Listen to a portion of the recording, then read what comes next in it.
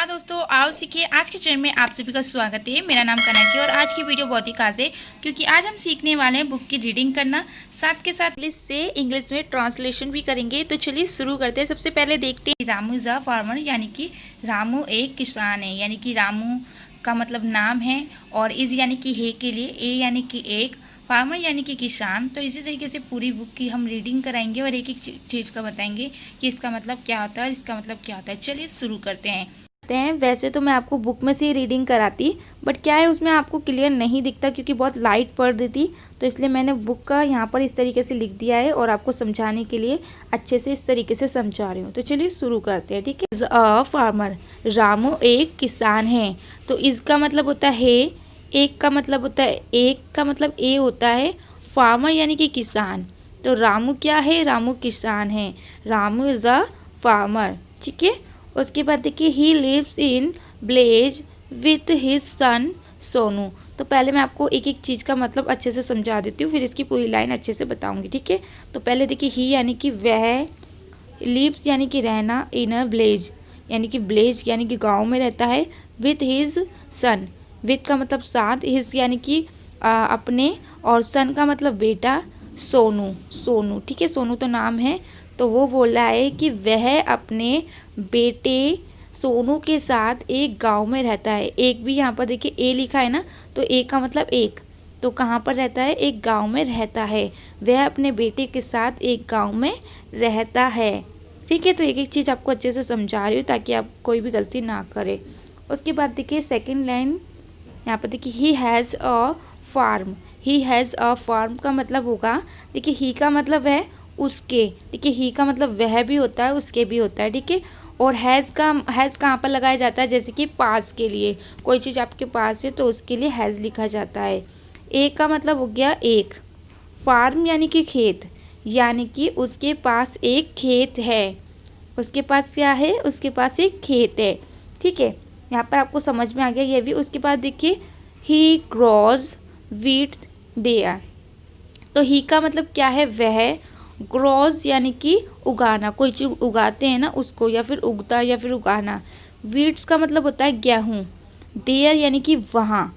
तो इसमें क्या बताया गया है कि वह वहाँ गेहूँ उगाता है, क्या करता है वो, गेहूँ उगाता है, यानी कि वह वहाँ गेहूँ उगाता है। देयर यानी कि वहाँ, ये चीज़ याद रखिएगा। आप सोचें कि वहाँ कहाँ से आ गया, ही का मतलब वह है और देयर का मतलब वहाँ, ग्रोस यानी कि उगाना, वीट्स यानी कि गेहूँ। तो सबसे पहले ही आएगा, फिर वेयर आएगा, यानी कि इसमें क्या होता है, जो भी चीज़ हम लिखते हैं सेंटेंस वगैरह, पहले फर्स्ट लिखते हैं, उसके बाद लास्ट का लिखते हैं, फिर उसके बाद लास्ट का, और फिर जो सबसे लास्ट में होगा वो लिखेंगे, यानी कि पहले शुरू का और उसके बाद पीछे से स्टार्ट करते हैं, ठीक है। तो यही सही तरीका होता है लिखने का, सब जगह इसी तरीके से लिखा जाता है, ठीक है। उसके बाद देखिए Ramu has an ox and a cow. तो देखिए यहाँ पर ए लिखा गया है और यहाँ पर एन, क्योंकि देखिए इसके स्टार्टिंग में ओ है और इसके स्टार्टिंग में सी है। तो जहाँ पर शुरू में वोवल्स होता है वहाँ पर ए एन लिखते हैं एक के लिए, और जहाँ पर वोवल्स नहीं होता वहाँ पर ए लिखते हैं, इसीलिए यहाँ पर अलग अलग लिखा गया है, ठीक है। तो सबसे पहले जान लेते हैं रामू हैज़। तो रामू तो नाम हो गया, हैज़ का मतलब मैंने अभी बताया कि कोई चीज़ अगर हमें यानी कि हमारे पास होती है उसके लिए लगता है। एक ऑक्स यानी कि एक, एंड का मतलब एक है, ऑक्स यानी कि बैल होती है, एंड यानी कि और, एक काव यानी कि एक बैल और एक काव यानी कि एक गाय। तो रामू के पास क्या है, एक बैल है और एक काव है, ठीक है। तो ये क्या बोल रहे हैं कि रामू के पास एक बैल और एक गाय है। क्या बोला इन्होंने, रामू के पास एक बैल और एक गाय है। तो समझ में आ गया। चलिए अब आगे समझ लेते हैं।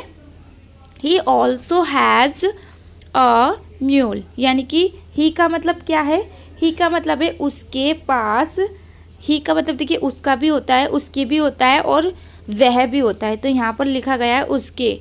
ऑल्सो यानी कि भी होता है, हैज़ यानी कि पास, ए यानी कि एक, और म्यूल यानी कि खच्चर या फिर गधा भी बोल सकते हैं, ठीक है। तो यहाँ पर देखिए he also has a mule, यानी कि he also has a mule, यानी कि उसके पास एक खच्चर भी है। तो इन्होंने क्या बोला है, उसके पास एक खच्चर भी है। तो भी के लिए यहाँ पर ऑल्सो लिखा गया है, ठीक है। तो उसके पास एक खच्चर भी है, ठीक है। उसके बाद देखिए यहाँ पर देख लेते हैं, the cow gives pure milk. तो दा तो यहाँ पर लगाया जाता है, जैसे कि ए लगाया जाता है, एन लगाया जाता है, इसी तरीके से दा भी लिखा जाता है। जो भी चीज़ स्पेशल होती है, एक ही होती है, उसकी जैसी दूसरी नहीं हो सकती, वहाँ पर दा लगाया जाता है, ठीक है। उसके बाद देखिए गिफ्ट्स यानी कि कुछ देना, ठीक है। प्योर मिल्क, तो वो क्या दे रही है, प्योर मिल्क यानी कि शुद्ध दूध।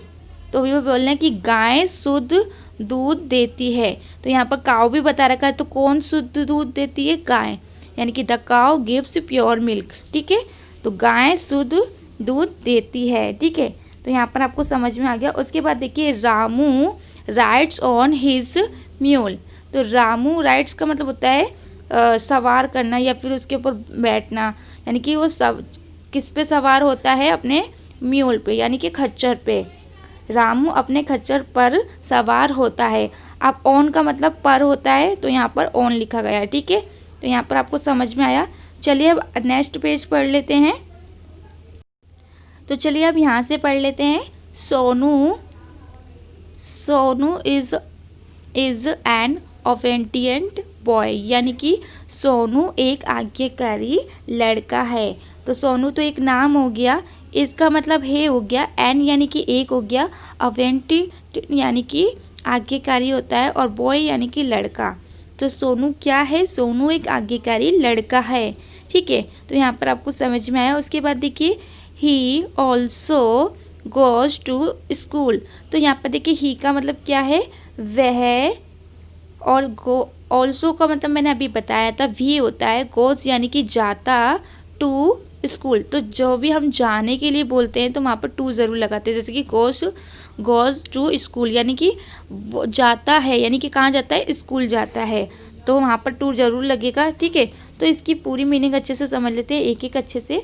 वो भी स्कूल जाता है, तो कहाँ जाता है, वो स्कूल जाता है। He goes to school in a bus, ठीक है। तो इसमें क्या बताया गया है, देखिए गोज का मतलब तो होता है जाना, ही का मतलब क्या है, वो भी हो सकता है और वह भी हो सकता है, ठीक है। टू स्कूल, देखिए जहाँ पर भी आप स्कूल लिख रहे हैं यानी कि गोज टू स्कूल ज़रूर लिखना है, ठीक है।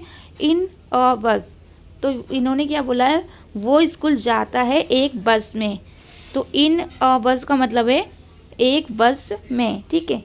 तो क्योंकि मे भी बोला गया है तो मे के लिए इन आता है, एक यानी कि ए और बस यानी कि बस, तो आपको पता ही है। तो चलिए अब आगे देख लेते हैं। उसके बाद क्या है, Sonu always stand in Q, या इसको क्यू पढ़ा जाता है, ठीक है। तो सोनू एक नाम है, ऑलवेज का मतलब होता है हमेशा, स्टैंड यानी कि खड़ा होना, और क्यू का मतलब होता है कतार, जैसे कि लाइन। तो सोनू कहाँ पर खड़ा होता है, लाइन में। सोनू हमेशा लाइन में खड़ा रहता है। सोनू कहाँ पर खड़ा रहता है, लाइन में, यानी कि वो हमेशा अच्छे से लाइन में खड़ा रहता है, कभी भी जल्दबाजी नहीं करता। तो ये इसी तरीके से बताया गया कि Sonu always stand in Q, ठीक है। तो क्यू का मतलब क्या है, इसका लाइन होता है, स्टैंड यानी कि खड़ा होना, ऑलवेज यानी कि हमेशा, और इन का मतलब में होता है, और ए का मतलब एक है, ठीक है। तो यहाँ पर आपको अच्छे से समझ में आ रहा होगा। उसके बाद देखिए it is a good habit, यानी कि यह एक अच्छी आदत है। तो गुड का मतलब तो अच्छा होता है, हैबिट यानी कि आदत, और इस का मतलब है, और ए का मतलब एक है, और इट का मतलब यह है, ठीक है। तो यह एक अच्छी आदत है। क्या अच्छी आदत है, कि वो लाइन में खड़ा रहता है, वो धक्का मुक्की नहीं करता है। तो ये यही चीज़ बता रहा है, ठीक है। चलिए अब आगे पढ़ लेते हैं। तो चलिए अब आगे पढ़ लेते हैं। Ramu awake up early in the morning. तो इसको आपको अर्ली पढ़ना है, क्योंकि ई ए को आप ही पढ़ते हैं, ठीक है। तो ये चीज़ याद रखिएगा, ठीक है। तो यहाँ पर क्या लिखा गया, Ramu awake up early in the morning. तो देखिए अर्ली का मतलब क्या होता है, अर्ली का मतलब होता है जल्दी, ठीक है। बट अगर अर्ली मॉर्निंग लिखा होगा तो उसका मतलब है बहुत सवेरे, यानी कि बहुत ज़्यादा जल्दी उठना, ठीक है। तो यहाँ पर क्या बताया गया है, देखिए मॉर्निंग यानी कि जल्दी, या मॉर्निंग यानी कि सुबह, अर्ली यानी कि जल्दी होता है, इन यानी कि में, और अवेक यानी कि उठना, और रामू एक नाम है। तो इन्होंने क्या बोला है, रामू सुबह जल्दी उठता है। तो यहाँ पर क्या बोला है कि रामू सुबह जल्दी उठता है, ठीक है। यहाँ पर आपको समझ में आ गया। उसके बाद क्या है, it is a good habit, यानी कि यह एक अच्छी आदत है, यह एक अच्छी आदत है। देखिए इट का मतलब यह हो गया, इज़ यानी कि है, ए का मतलब एक, गुड यानी कि गुड यानी कि अच्छा, हैबिट यानी कि आदत, यह एक अच्छी आदत है, ठीक है। उसके बाद देखिए then he gives water to the plants, तो वो क्या करता है, देन यानी कि फिर, ही यानी कि वह, गिफ्ट यानी कि देना, यानी कि कोई भी चीज़ देना, तो वो क्या देता है, वो वाटर देता है, यानी कि पानी देता है, ठीक है। टू द प्लांट्स, किस में पानी देता है, प्लांट्स में, यानी कि पेड़ पौधों में। तो वो क्या बोल रहे हैं, यहाँ पर देन है तो पहले देन को बोलेंगे फिर वह पौधों को पानी देता है, क्या करता है, वो पौधों को पानी देता है, फिर वह पौधों को पानी देता है, ठीक है। उसके बाद देखिए क्या है, he also gives food to the cow ox, इसको एंड पढ़ते हैं, इसको क्या पढ़ते हैं, एंड, तो कहीं पर भी ये होगा तो इसको आपको एंड पढ़ना है। ऑक्स एंड म्यूल, यानी कि ही का मतलब क्या हुआ, वह, ऑल्सो यानी कि वी, गिफ्ट यानी कि देना, मैंने बोला ना गिफ्ट का मतलब होता है देना, कोई भी चीज़ देना। फूड टू द काउ, तो फूड यानी कि खाना होता है, किसको देता है, काउ और ऑक्स और म्यूल को। यहाँ पर देखिए वह गाय, बैल और खच्चर को भी भोजन देता है, तो वो क्या करता है, गाय को भी भोजन देता है, ऑक्स को भी देता है और म्यूल को, यानी कि ऑक्स यानी कि बैल, म्यूल यानी कि खच्चर, ठीक है। तो वो इन तीनों को खाना देता है। तो यही चीज़ यहाँ पर बताई गई है। और अभी मैंने छोटा सा ही चैप्टर रीडिंग कराया है, क्योंकि ज़्यादा बड़ा ना हो, आपको स्टार्टिंग से सिखाना है तो ज़्यादा को अच्छे से समझ में आ जाए। तो वीडियो अच्छी लगी हो तो प्लीज़ लाइक कीजिएगा, और अगर आप चाहते हैं इसी तरीके से मैं 1-2 दिन छोड़ के आपको पढ़ाऊँ, रीडिंग कराऊँ, तो ज़रूर कमेंट करें और मुझे बताएं। तो चलिए आज के लिए इतना काफ़ी है, फिर कल दोबारा मिलते हैं।